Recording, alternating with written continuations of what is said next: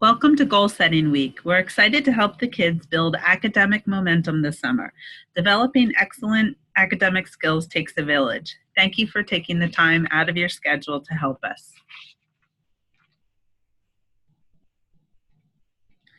So Ms. Connie and Coach Rob have developed a tool to help them develop academic skills.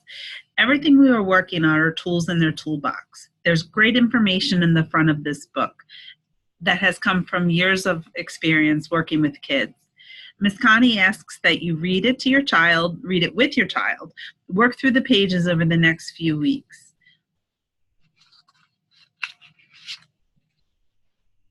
We can use Kumon as a tool to develop skills that will help them in school and managing their time.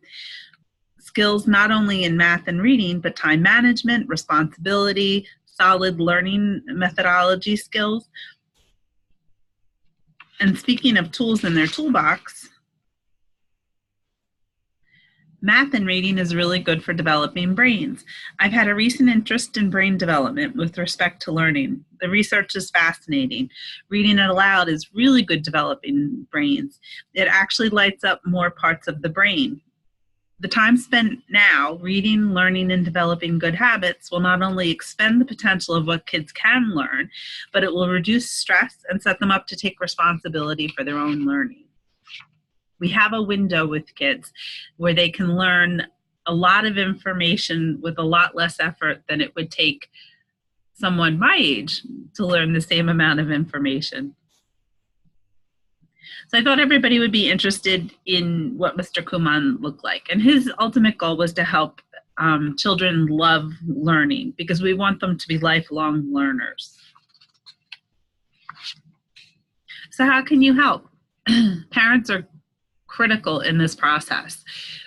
Kids really look up to parents and try to please parents, even when we don't think that they're trying to please us. So if you can notice improvements in their attitude, improvements in their accuracy, their consistency, their neatness, it's not all about scores.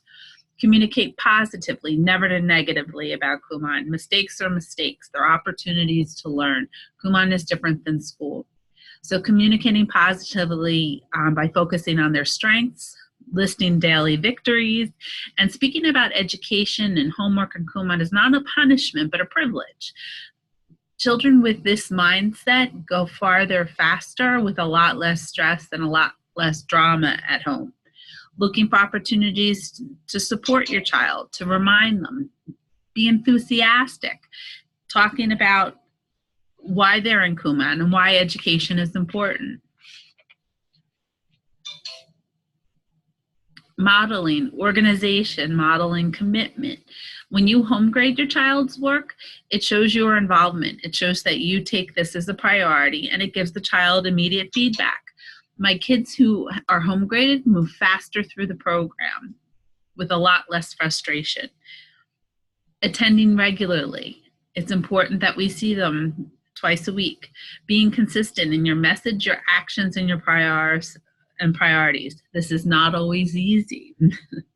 I strongly recommend that you don't negotiate time off for good behavior. Once you open that option, you will be asked for it every day with varying degrees of urgency. Life is easier for you when you have clear, consistent expectations, like brushing your teeth and taking your vitamins.